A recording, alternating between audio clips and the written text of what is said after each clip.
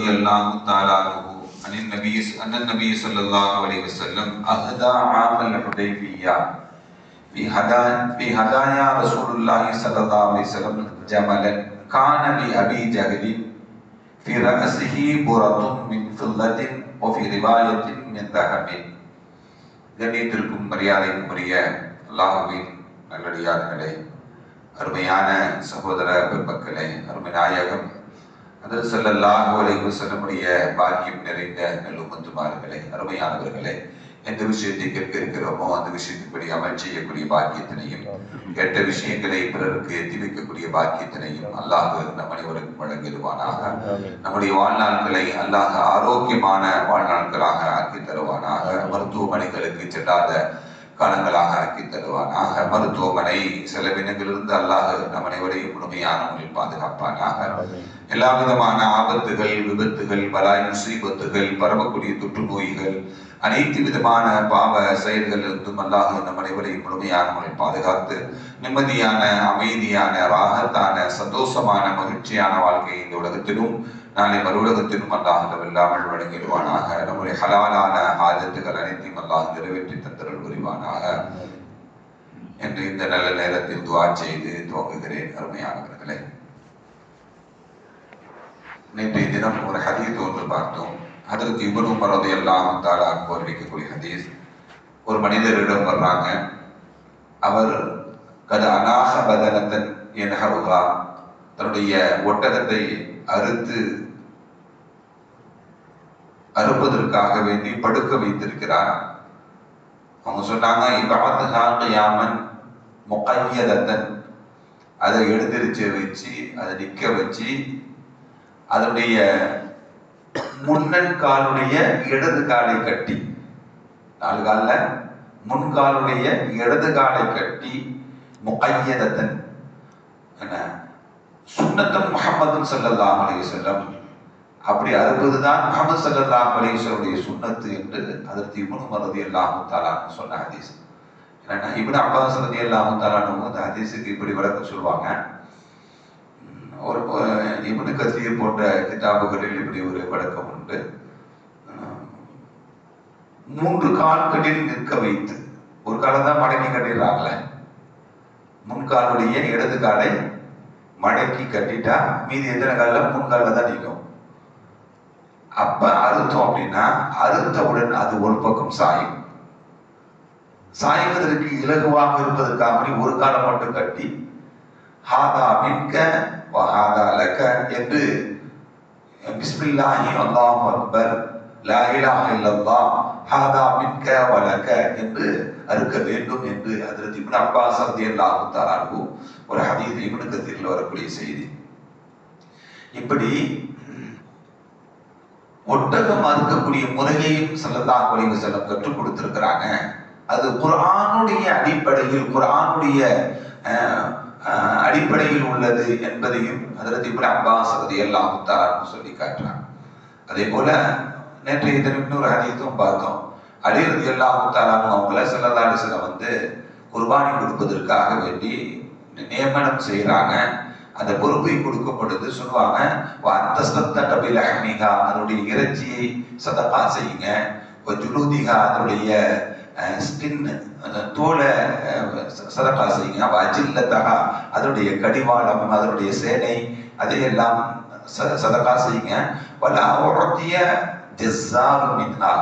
அதை ஜஸ்ஸாருக்கு கொடுக்க கூடாது, அதை வெட்டக்கூடியவருக்கு என்ன பண்ணக்கூடாது, கூலியாக கொடுக்க கூடாது. நம்மளுடைய புறத்திலிருந்து அவருக்கு கூலி கொடுக்கணும், அதிலிருந்து கொடுக்க கூடாது, நம்மகிட்ட இருந்து என்ன பண்ணணும், அது அவருடைய கூலியை கொடுக்கணும் அப்படிங்கிறது. அதற்கு ஜாபிர் ரலியல்லாஹு தஆலா ஒரு ஹதீஸ் அறிவிக்கிறாங்க. நஹர்னா மஅ ரசூலுல்லாஹி ஸல்லல்லாஹு அலைஹி வஸல்லம், ஸல்லல்லாஹு அலைஹி வஸல்லம் அவங்களுடன் சேர்ந்து நாங்க குர்பானி கொடுத்தோம். ஆமுல் ஹுதைபியா, ஹுதைபியாவுக்கு சென்ற சமயத்தில், ஹுதைபியா உடன்படிக்கைன்னு ஒன்று இருக்கு இஸ்லாத்துல. ஹிஜ்ரி 6ஆம் ஆண்டு மக்காவிலிருந்து மதீனாவுக்கு வந்த சஹாபா பெருமக்கள் ஸல்லல்லாஹு அலைஹி வஸல்லம் அவங்கலாம் உம்ராவும் செய்யல. உம்ரா செய்வதற்காக ஒரு கனவு கண்டாங்க. சஹாபாக்கள்கிட்ட சொன்னாங்க. எல்லாரும் கிளம்பிட்டாங்க. கிட்டத்தட்ட 1200 பேருக்கு மேல, 1400 பேருக்கும் சொல்றாங்க. எல்லாரும் கிளம்பியாச்சு. போனா ஹுதைபியாவோட இடத்துல மக்காவாசிகள்லாம் தடுத்து நிறுத்திடுறாங்க. உள்ள அனுமதிக்க மாட்டோம் அப்படின்னு சொல்றாங்க. பேச்சுவார்த்தை நடக்குது. பேச்சுவார்த்தை நடந்ததுக்கு உஸ்மான் ரலியல்லாஹு தஆலா நம்ம மக்காவுக்கு உள்ள அனுப்புறாங்க. உஸ்மானையே கொலை செஞ்சுட்டா ஒரு பொருளியான தகவல் வருது. சஹாபாக்கெல்லாம் கொந்தளிக்கிறாங்க.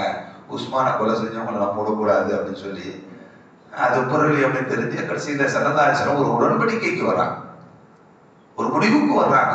சண்டை இது பிரச்சனை நீண்டுகிட்டு இருக்காம பேச்சுவார்த்தைக்கு போய் ஒரு முடிவுக்கு வரப்படுது.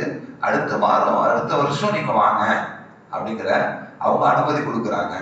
சஹாபாக்கள்லாம் சொல்றாங்க, நம்ம எஹராம கட்டிலையும் வந்துட்டோம், இனிமேல் எஹராம கழிஞ்சிட்டு ஊருக்குலாம் போறது இல்லை, ஏதாச்சும் ஒண்ணு பார்க்கணும். உமர் போன்றவர்கள் மூத்த சஹாபாக்களும் இருக்கிறாங்க. அதுல என்ன ஸல்லல்லாஹு அலைஹி வஸல்லம் சொல்வதை கேட்கல. சஹாபாக்கள் உம்ரா செஞ்சு ஆகணும்னு இருக்காங்க. சண்டை வந்தாலும் அடிச்சு சண்டை போட்டு நம்ம உம்ராவை செஞ்சிருவோம், அல்லாஹ்வுக்காண்டி வந்துட்டோம், நம்ம கோழைகளாக திரும்பக்கூடாது அப்படின்னு எல்லாம் வீரமாக பேசினாங்க. ஸல்லல்லாஹு அலைஹி வஸல்லம் உடன்படிக்கை போட்டது மனதார ஏற்றுக்க முடியல. அவங்களாட்டி கட்டுப்படணும்னு நினைக்கிறாங்க. ஆனா நம்ம கோழைகளா திரும்பக்கூடாது, உம்ராவுக்கு ஏறாம கட்டியதை களையக்கூடாது அப்படிங்கிற அந்த நிலையில இருக்கும் பொழுது ஸல்லல்லாஹு அலைஹி வஸல்லம் சொன்னதுக்கு ஒரு வழிக்கு வரமாட்டேங்கிறாங்கல்ல அப்படின்னு சொல்லி உம்மு ஸலமா ரலியல்லாஹு தஆலா சொன்னாங்க, யார சொல்லலாம், நீங்க முதல்ல குர்பானி கொடுங்க, மொட்டை அடிங்க, உங்க ஏறாம கழட்டுங்கன்னு சொன்னாங்க. உம்மு ஸலமா ரலியல்லாஹு தஆலா ஆலோசனை சொன்னாங்க. ஸல்லல்லாஹு அலைஹி வஸல்லம் அப்படி செஞ்சாங்க. எல்லாரும் ஆட்டோமேட்டிக்கா செய்ய ஆரம்பிச்சிட்டாங்க. இது ஒரு மனைவியுடைய ஆலோசனை எடுத்துக்கொள்ள வேண்டும் என்பதுதான் முடிவு என்பது ரசூலுல்லாஹ் தான். ஆலோசனை அப்படிஎன்பது எடுத்துக்கொள்ள வேண்டும். அந்த ஹுதைபியாவின் பொழுது நாங்கள் குர்பானி கொடுத்தோம். அந்த ஆமுல் ஹுதைபியா அல் பதனத அன் சபஇன் வல் பகரத அன் சபஇன், ஒட்டகத்தை 7 பேர்களுக்காக வேண்டி கொடுத்தோம், மாட்டையும் என்ன பண்ணோம் 7 பேருக்காக கொடுத்தோம். இந்த ஹதீஸ் இதை போன்ற ஹதீஸுடைய அடிப்படையில் தான் இன்ன வரைக்கும் நம்ம என்ன பண்றோம், ஒட்டகமும் 7 பேருக்கு மாடும் 7 பேருக்கு என்ற அடிப்படையில் நாம் குர்பானி கொடுத்துட்டு இருக்கோம். அதே போல ஜாபிர் ரலியல்லாஹு தஆலா ஒரு ஹதீஸ் அறிவிக்கிறாங்க.